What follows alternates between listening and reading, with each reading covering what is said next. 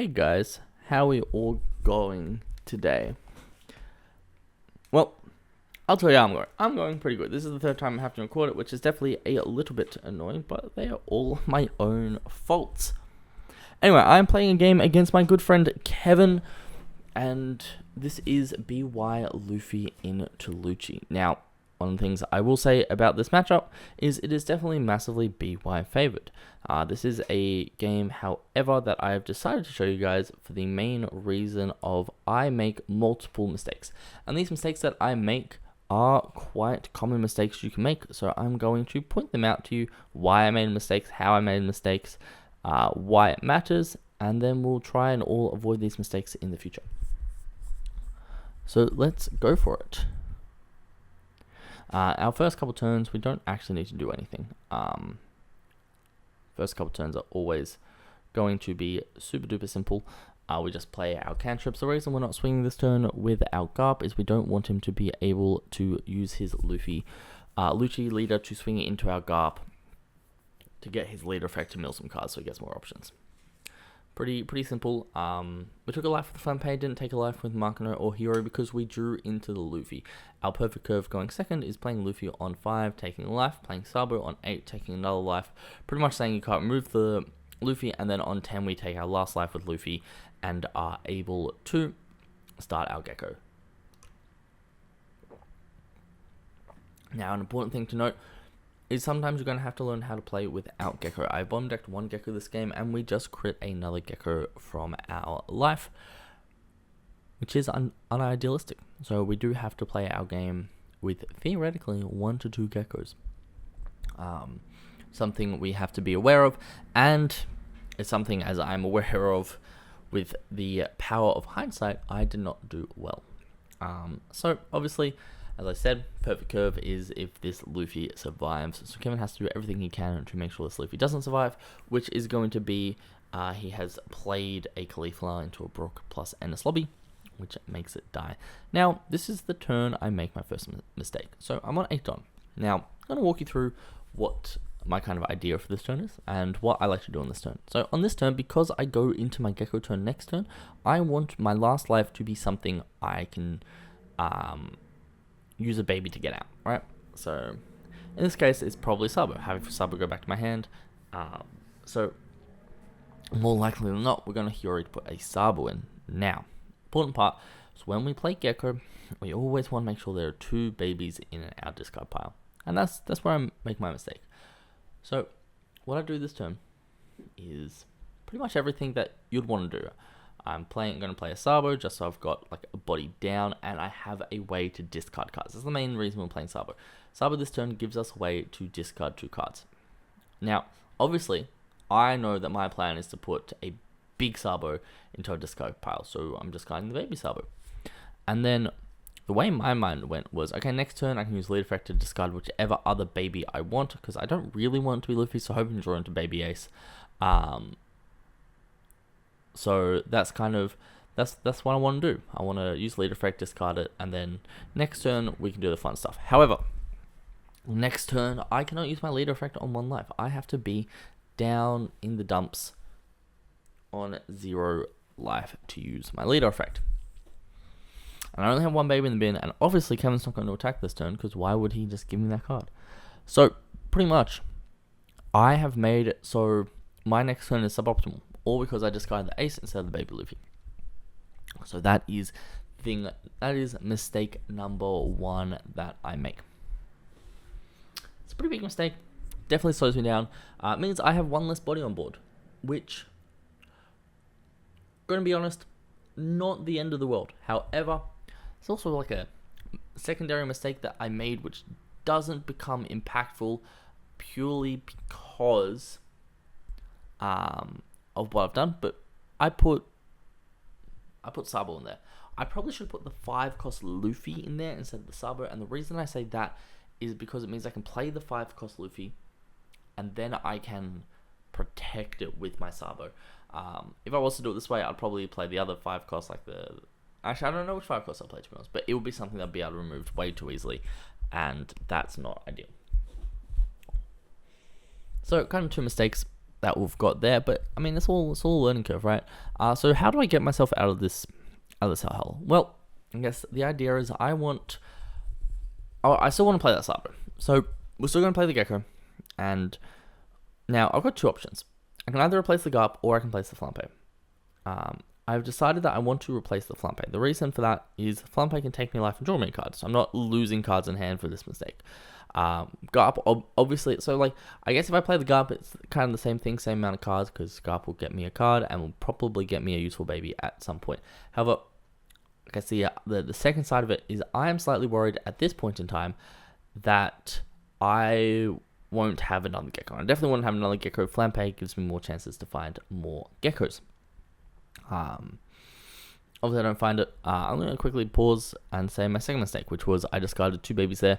I don't have the second Gecko, which means I should not be discarding babies. I should be keeping all my babies in hand to play from hand. So discarding those babies, definitely a mistake. It doesn't come back to bite me too hard. It does a little bit, but definitely a big mistake I made. But going back to the Flampe versus the Garp, I don't want to, because I have a minimal 5 cost in the discard, I don't want to have 2 5 costs kind of sitting there. It means I have to play around more things, and it's just definitely a little bit uncomfortable. Going into my next turn, as I said, only 7k leader, should be 9k leader if I played it properly. And I should still have that baby ace in hand, once again, if I played it properly. So those are the kind of 2 mistakes I've made. Being a 9k leader here, it's a very, very easy counter out to kind of keep that ace alive, where it is right now. And then I can play the baby ace from hand next turn. I just apply a bunch more pressure. So pretty much my mistakes made this game significantly closer than it has to be. However, now I have to tell the ace to go bye-bye. Now the reason I have to tell the ace to go bye-bye is simply because I have no way to get it out of my life efficiently besides like Hiyori or Flampe or something. But that means I just lose a card in hand. So we don't want that. Looking to this turn, I want to get rid of that Gecko. And the reason I want to get rid of that Gecko is it applies pressure every turn. I do have the Ice Age to do so. Luckily enough, the Garp found me a Sabo, so I'm still in this game. If the Garp didn't find me a Sabo, baby Sabo, I'm in a hell of a bad spot. So we're able to do it, which is definitely nice. So let's just kind of use our leader effect. Our leader effect is going to discard our Luffy, so we have that Rocket Luffy in there because we're definitely going to be using that this turn. We do have our baby Luffy and our baby Sabo in hand, so we are kind of chilling. But because I have that Ice Age, I want to get rid of either the Nightmare Luffy or the Gecko. Now this turn, it's probably a suboptimal play. This probably should have been a swing into leader. However, my brain logic was kind of just like, there's a chance that Kevin lets this die, and if Kevin lets this die, then I can kill both the Nightmare Luffy and the Gecko. But at the end of the day, he's not at a low enough card size, and because I'm killing Gecko and I don't have like more Geckos to kind of pressure his board, this just would have been a better swing into lead, but it is what it is. Now we're going to play our baby Luffy, bring it out, and then I'm going to play the baby Sabo first, just to kind of make sure that this is what I want to do, just seeing what draws. I could have potentially kept this Three Brothers Bond to try and find a baby ace or something at another point in time, but I think what I've done is fine. We're probably just going to discard this big ace, and then we'll use the Ice Age in hand. We'll swing, sorry, no, we will swing first. The other option I could have done is discarded the Ice Age instead of discarding the Three Brothers Bronze, and then using that Luffy to kill the Rebecca, and then swinging 11 into the Gecko. There's a chance it survives, but Kevin goes down to 2 cards in hand, and that may give me like enough advantage to kind of bring it back. But at this point, I just need a little bit of pressure off me and to apply a little bit more pressure to him.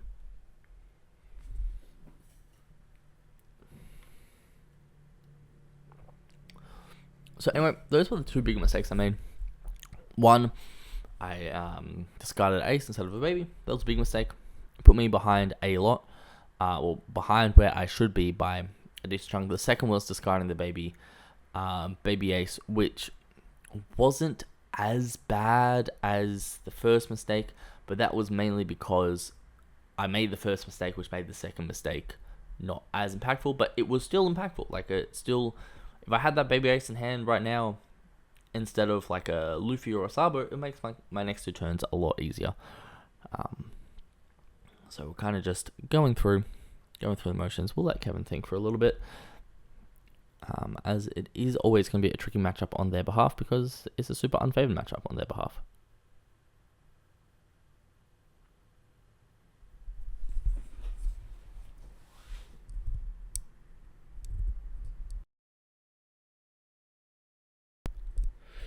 Alright, so Kevin's not swinging here this turn, which is probably the smart thing for him to do because then his Luffy becomes a little bit too easy for me to attack into. So he's just developing a board and probably going to pass right after he does so. That brings it back to my turn. I only have 1 baby in hand at the moment, which means I'm going to be a 7k leader. Now, I know that the game's going to be a short one and it's going to be over in a couple turns. So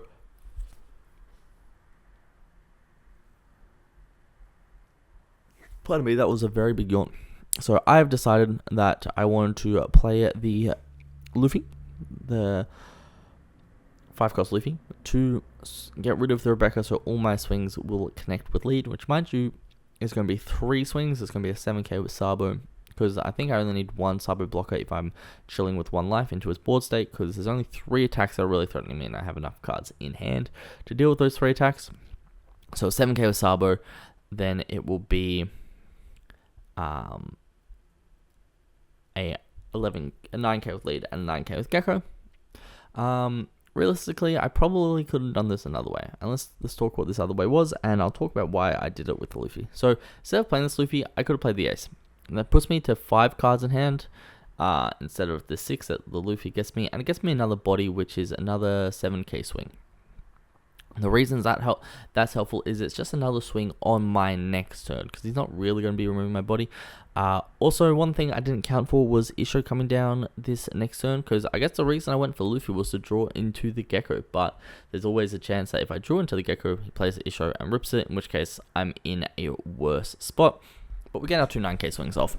So this play definitely puts on 2 life, so it means we have the potential to win next turn.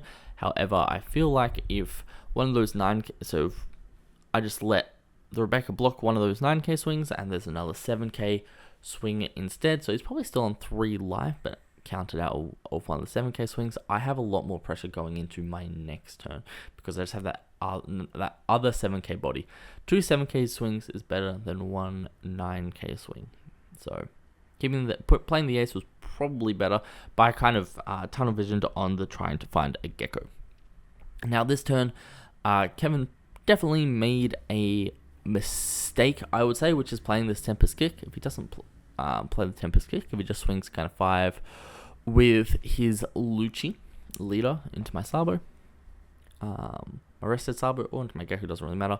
Cost reduce one of my big Sabos. Then in this lobby, get my Sabo down low enough, being able to then Nightmare Luffy to kill the Sabo, swing 8 with that, and swing 10 with Gecko to kill the Sabo. Is going to be enough for me to not be able to counter out of it. Now, I say this because I know what he's about to do.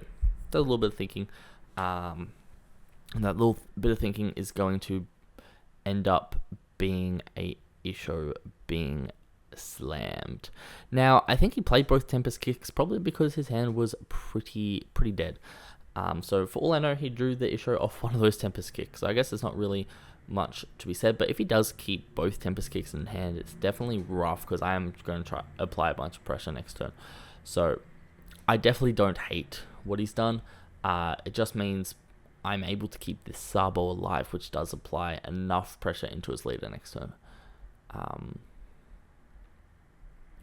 So yeah, so we'll see how this goes. He's bomb decking some cards with Luffy to try to get cards out of my hand. I realize because I've got no babies in hand, I have a 0% chance to survive my next turn. So I am countering out of this. Now, if Kevin kind of goes and doesn't play the Isho and like swings more into me, I definitely don't win. I definitely lose, but it kind of made the safe decision. Based off of the fact that I drew 3 cards after I attached on, so I could, and plus my leader draw this turn, there's a very good chance I draw into that other one of those 2 geckos that haven't been seen. But yeah, I'm pretty much like, I can swing 9k 4 times this turn. It means he has to use 6 cards in hand to counter out. He has 8 cards in hand now, which means if 2 of the cards are dead and he doesn't have 4 2ks, I pretty much win the game. I decided to go 7-11 here, no reason to, but that does end up being the game because he is 1 2k short. Anyway guys, hope you enjoyed the video and I'll catch you next time. Bye.